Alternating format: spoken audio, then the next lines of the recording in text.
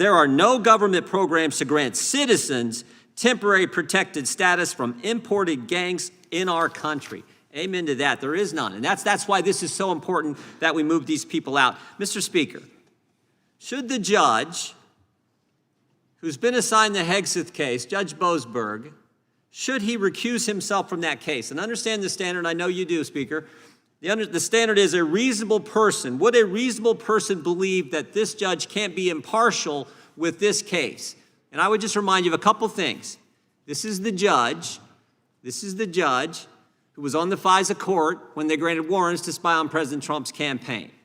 This is the judge who handled the Kevin Kleinsmith case, an FBI lawyer who lied to the FISA court to help get those warrants and was given a slap on the wrist by Judge Boasberg. Not my words, the Wall Street Journal said it, because it was. He was a member of the bar, lied to a court, and got some probationary sentence.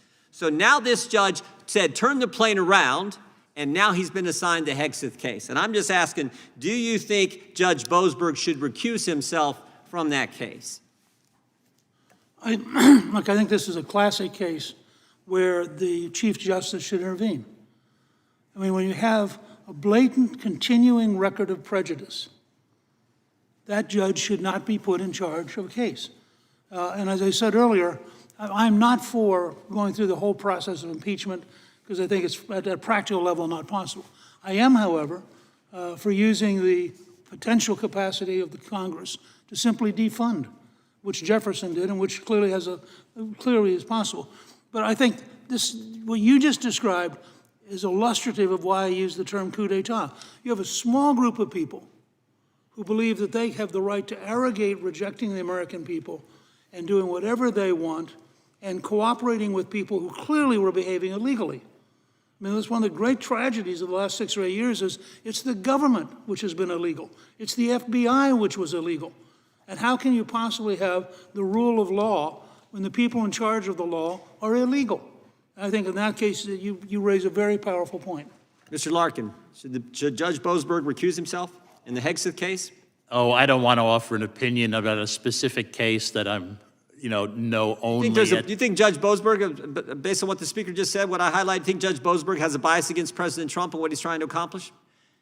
That's just phrasing the same question another way. I don't want to comment on opinion. That's what we do in Congress. That's what I know. A lot of time. Yeah. When I was an agent, we did the same thing to see if we could get the suspect to say something different. How about this, Speaker Gingrich? I think you're exactly right. We have 3 avenues to address this. We can do legislative, which we're going to do tomorrow. We're going to pass Chairman Iss's bill, which says that some district judge injunction doesn't apply nationwide. We may want to come back with another bill that says automatic appeal to the Supreme Court, what you've suggested, and we're looking at that very thing. Second, we have oversight, which is what we're doing now.